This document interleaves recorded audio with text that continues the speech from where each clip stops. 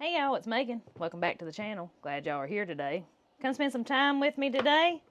It's going to be a busy one, y'all. I hope everybody had a very Merry Christmas. Today, well, still working my way through pork. Making some more lard today. And I've actually got a special treat in the smoker that I'm excited to show y'all and to see just how it turns out. I have got a salt-cured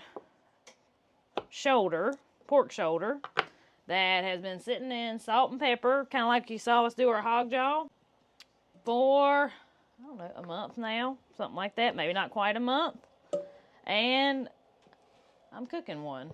I'm going to do like my own honey ham, smoked honey ham, but it, of course, is with the shoulder. I found a recipe online. I had good reviews, so I'll be sure to post the link to the recipe that I'm following today. I'll go out there and show y'all that in a little bit. It's going to take all day. Not going to lie, y'all. I'm not a big morning person, so I did not start the video before I put it in the smoker, but I'll go out there and show y'all in a little bit how that's coming along and how exactly we're going to do that. But first, I got to get all this cut up to get my lard started. I've got tenderloin to slice and put up. I've got backbone to put up.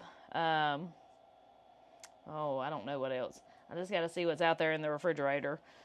It's a busy time of year, y'all. So the fat that you see me cutting up here, this is what's called the leaf fat. It's the fat that's kind of around the internals of the pig. It is very cold right now, so it is super hard to cut. But this is what I make my lard out of. You can make your lard out of anything, out of a pig. This is just what I've always made my lard with. I think I've put up around 4-ish gallons so far. This will probably give me maybe 6 quarts. Maybe not that much. We'll see.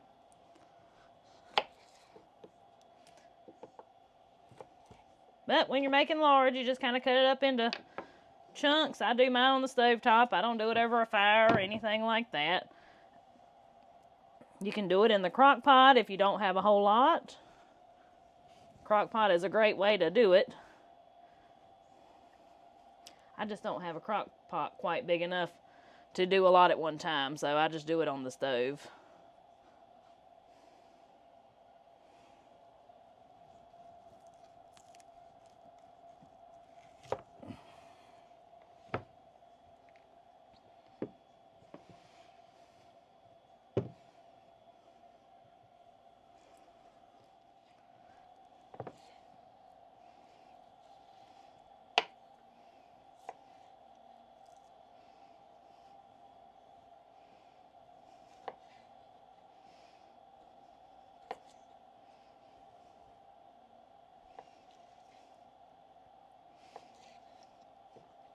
All right, there it all is. So now what I'm going to do is cut my heat on low. I know y'all want to hurry up and get this done. I've done it from experience. Try to hurry up and get it started rendering. You won't have as clean a product if you do that. You're going to have the best lard if you just cook it extremely slow and let it render very slow. You'll have a beautiful white product like this right here. So that's what we're going to do.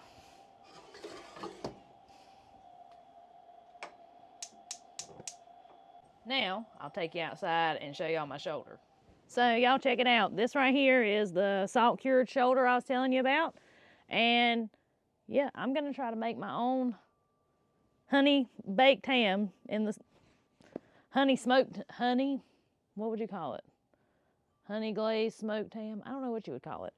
It was really, really hard for me to find directions on how to do this on their internet. But like I said, I'll link the recipe that I'm following here. I'm really excited about this. It already looks really good, but we've got a long ways to go.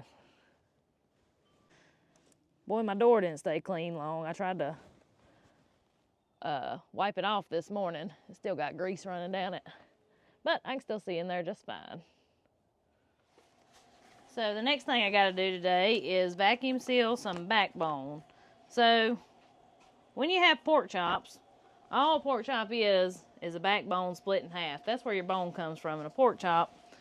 When you don't make pork chops, you still have these nice pieces of meat, see there, around the backbone when you pull that tenderloin out. So, this is actually a very delicious cut of meat, and I vacuum seal, I don't know, probably 6 or 8 pieces in a pack, and like to fry them in a frying pan or boil them. They're good either way. So I gotta get these done. Sometimes they're a little tricky because that bone can be kind of sharp in them. I just do the best that I can. But see that nice meat that's on there?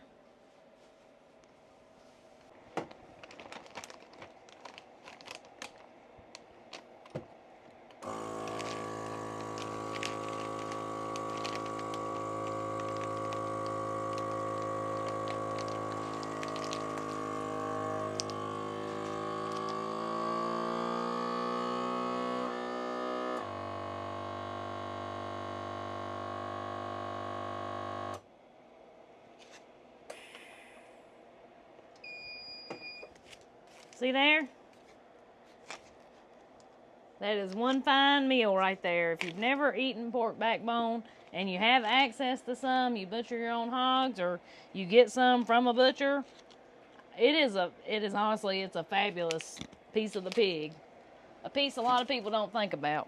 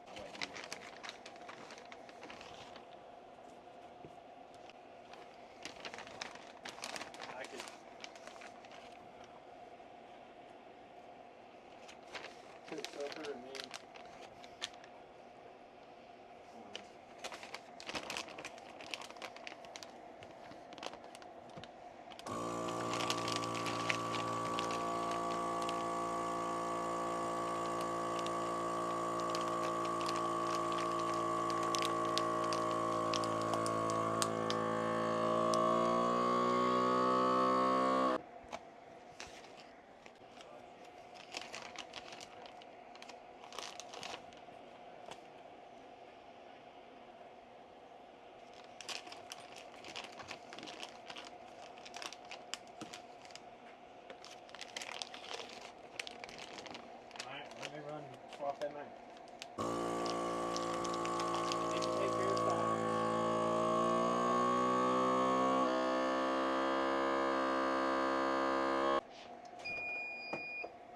That looks real nice. So those will go be labeled and stuck in the freezer. Quick check on the lard here. It's been slowly going since probably, I don't know, maybe 9 or 9:30 this morning. I can't remember what time it was. But we're getting there. We're getting really close. Some of the cracklings are starting to turn a little brown. So we'll be jarring this in probably less than an hour. My ham has an internal temperature of about 120 degrees. So at this point, I need to go ahead and make my glaze that's going to go on it. So the first thing we're going to need is 1/3 cup of brown sugar. All right, around 1/3 cup of brown sugar. We're going to need a cup of orange juice. 1 cup of orange juice. And 1/2 cup of honey.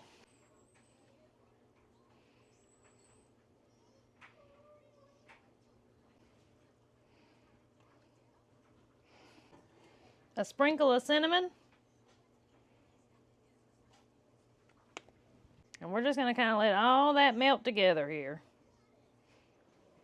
While my glaze is cooking down, I'm going to go ahead and start putting my lard in my jar here. We're getting real close to, I'm going to call it pretty much done.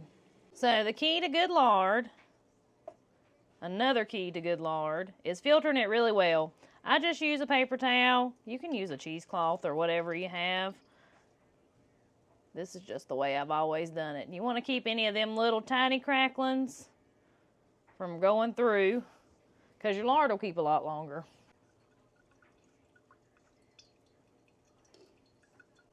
So I'll be interested to see how much we get. See if how close my guess was.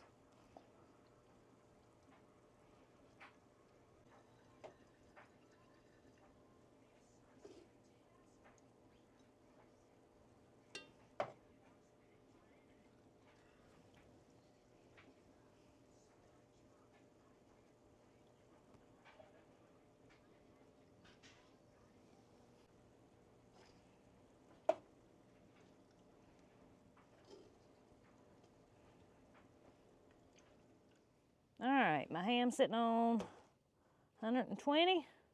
Now, I'm going to open this up. And I'm going to start painting it with a glaze about every 30 minutes. I'll be interested to see how this does, because it's kind of letting the heat out. And I'm contemplating just finishing it in the oven. I'm just going to see how quick it gets back up to temperature after I keep opening the door like this. Because these little tiny smokers, just what I've found, boy, they lose their heat so fast.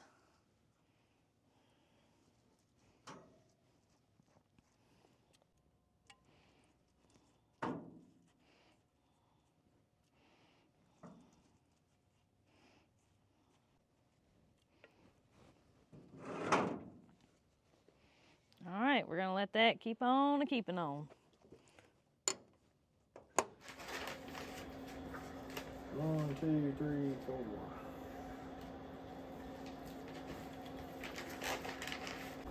Oh, hold on. Cut that. Put 4 in each one. That ain't all the ribs, is it? No. I got a lot more over here. Yeah, I made sure on these ribs we left a lot of meat.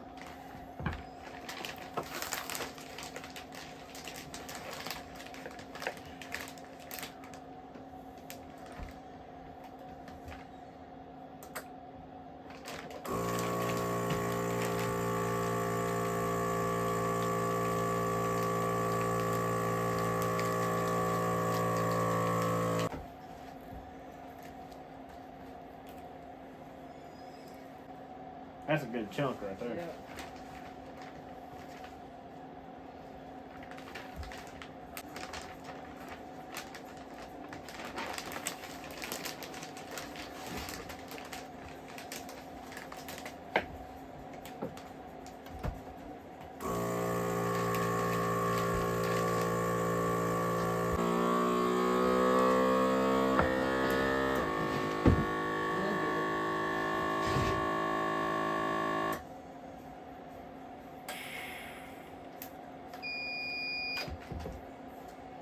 So what you plan on doing with those? These? Smoking them or Maybe, yeah. Or in the oven, or... on the grill? Yeah. Yes, we can cook them on the grill. I'll wait till you get them out of the way. Is that all of them? Yeah, this is all the ribs. Is that better? Yeah.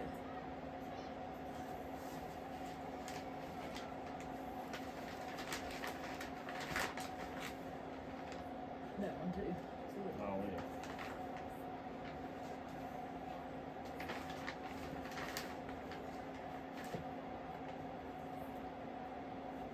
It looks like pure lard right there. Yep.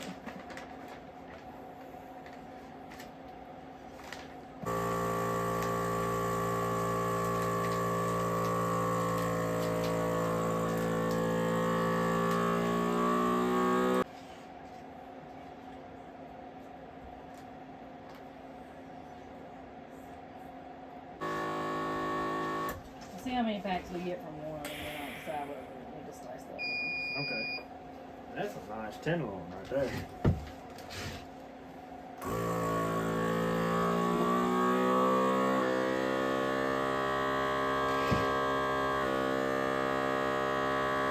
It's almost froze. Make it easier to cut. What, being froze? Yeah, being halfway froze, so it ain't all jiggly. Alright, that's the end piece a little messed up there. How thick you want? Probably about like that. Don't you think? Yeah. Yeah, I think so. I'm gonna run these out to the freezer. Unfortunately, probably most of this is gonna have to go out to that freezer. 'Cause Outside. yeah.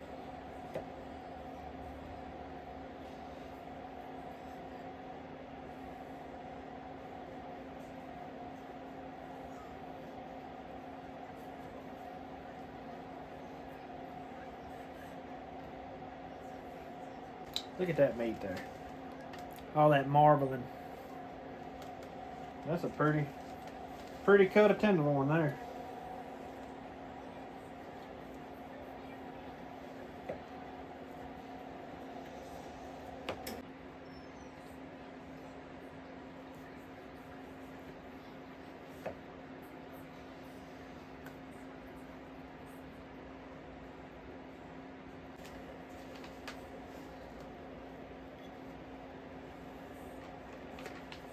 Yeah, 6 in a pack is usually plenty. That's one of you youngins take it a major liking to it. Take a notion and start really loving it like they do with some stuff. Yeah.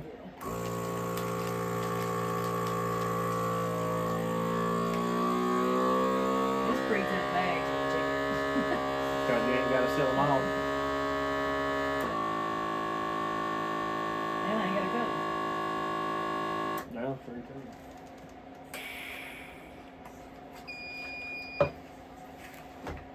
I like that I ain't a big chunk of fat on top of these too, because the ones we done last year, I don't know if I guess we left it. It was like a huge chunk of fat.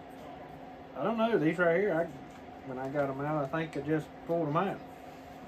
Didn't do no extra trimming or nothing on them. Yeah. I like.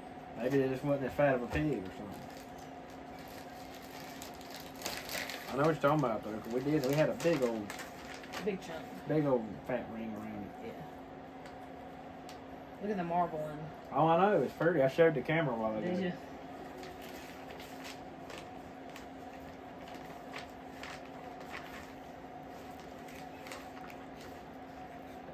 It's starting to get a little sloppy.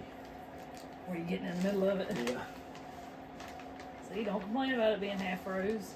Helps a whole lot. That's everything except that fat layer. Makes it hard, don't it? Yeah, that fat layer's hard. That's the way it is, cutting up all that leaf fat. It's like cutting a rock.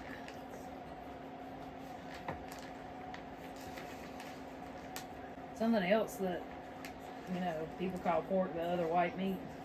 Yeah, this ain't white. Our pork is not white. No. Not at all. No.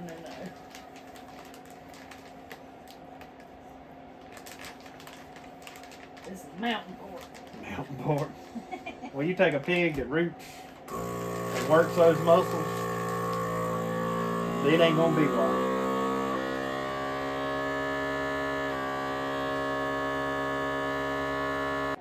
That's a piece of shoulder meat that stays. See, your tenderloin actually separates right there.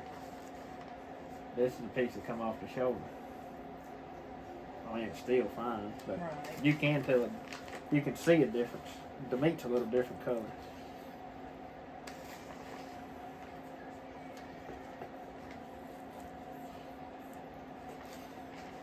See?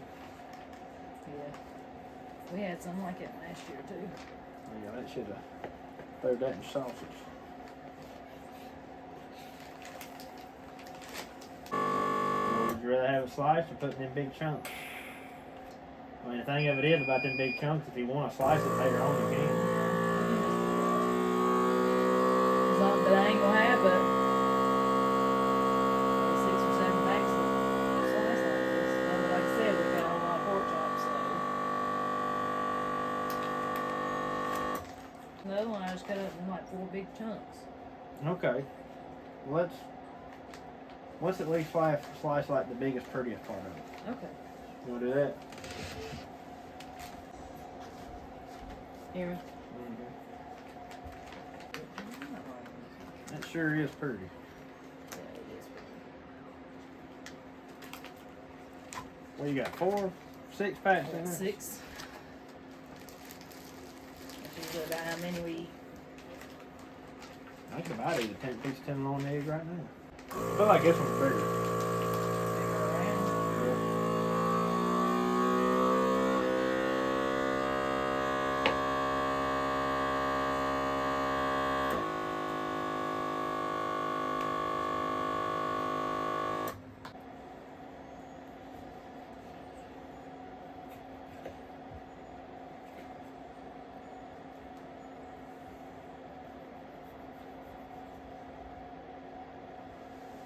I know someone's going to probably ask what type of knife we're using. And, you know, we've got knives made by a local guy here. We've got old hickory knives that we really like to use to cut up pork and stuff. But we have recently found out that old hickory went out of business. And so, not like we really need any more knives because we've got plenty. But that just kind of made me want to venture out and try to find something else to take their place. And I like a wooden handle for working up pork because you get so greasy from all the fat that's in pork that your handle can get slick. And so a wooden handle don't tend to get near as slick. Well, I come across these case knives. I've always been a pretty big fan of case knives anyways, but I didn't realize they still made these big, like, butcher type knives. So we come across these. And this one is a 6-inch boning knife, and then they also had one that was a little bit longer that would be good for like parting a pig up or parting any type of animal up to have that longer blade on it. But so far I'm really impressed with this knife. I ended up getting this one off of Amazon, but I actually have found a couple of hardware stores locally that sell these too. So we'll try to post a link in the video or down in the description for this knife. But so far, I'm really impressed with it. I actually like this better than I like the old hickory knives. They seem to hold an edge really well. Now they are about almost double the price of the old hickory, but they really seem to work well.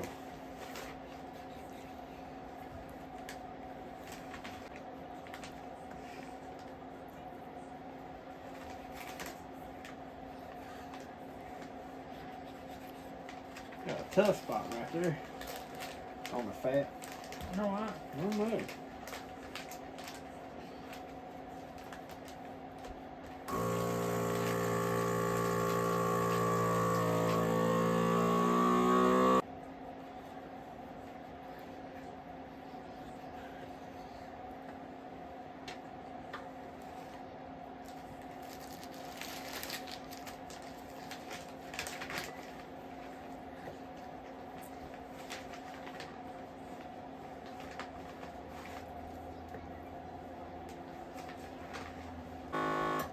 I about messed that one up. See that? Yeah. That's when we cut down the back side of the backbone into the ribs, or cut the ribs off the backbone. I do it with the Sawzall, and I got just a little bit too deep. I'm sure that's probably hard to do.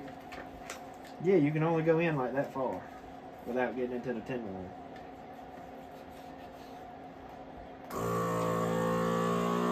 A long time ago, we used to do it with a hatchet. I mean, that was You didn't cut into the tenderloin when you did it. We'd always just you know, ease it down with it. You'd still cut into the tenderloin, but I don't think it's quite as bad as. I think I remember y'all using that. It's not been long ago we used the axe. Yeah.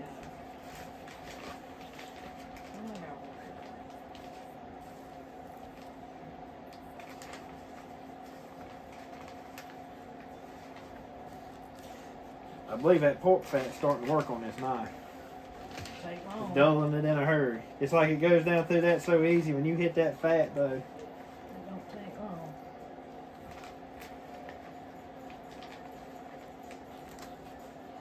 It wasn't exactly sharp when it started.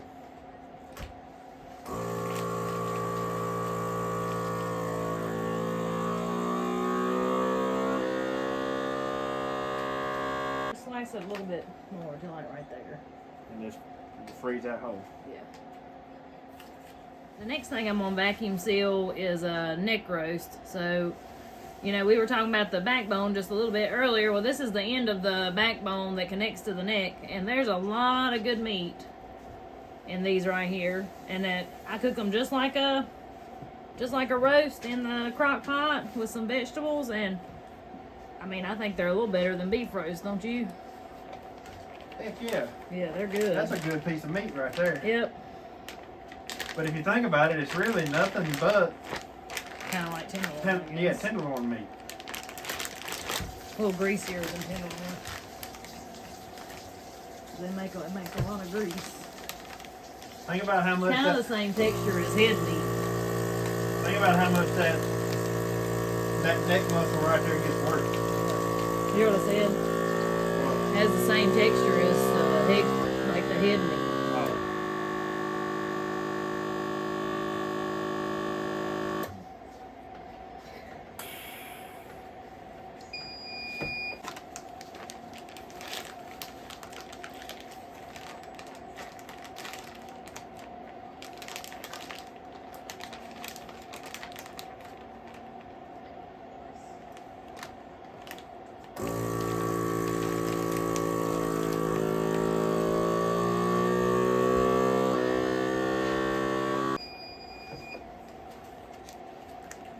Alright. Wash There. this. There it is, you just spray it off.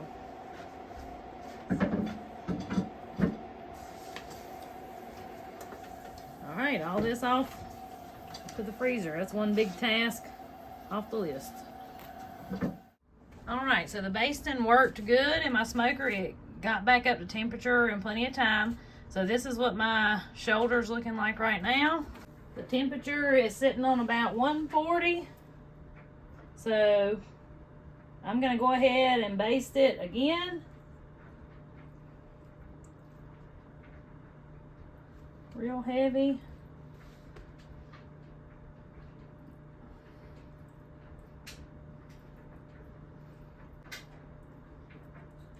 And we're gonna finish this off in the oven at 325 degrees till we reach 160 in the middle. And we're gonna see what this looks like.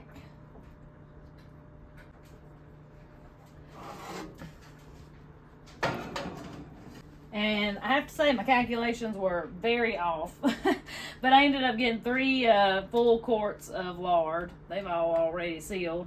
Lard doesn't have to be canned, but most of the time it's so hot when you put it in the jars, the lids go ahead and seal themselves. So I'll let that go ahead and do its thing, and it'll sit here till tomorrow, till it cools completely. Once it cools, that's when it'll turn that beautiful white color.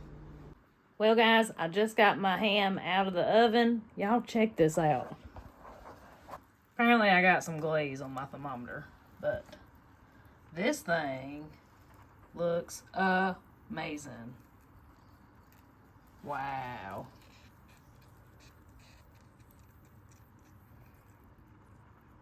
I really can't wait to try it. Unfortunately, we won't be eating this until tomorrow, but I'm going to get Andy in here, and we're going to see if we can sneak us a little piece. I'm going to let it rest about 30 minutes or so. Maybe we can cut us off a little piece, do a little taste test. Make sure it's going to be okay for tomorrow, right? Yeah, that'd be a good chunk of meat.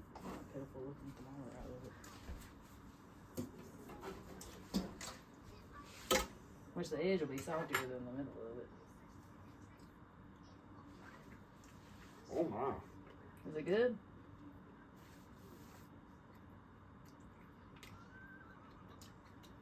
That is good. Is it? So the edge is saltier. Well, yeah, the edge is sure going to it be will saltier, yeah. But golly. Can I have a piece? Uh-uh. You gonna let me have none? It's real dry right there on the edge, too. But that's partly because it's cured, I bet, too. I hope so. I bet when we cut down into it, it's going to be juicy. Well, it's got a good taste. Don't cut a bunch off of it.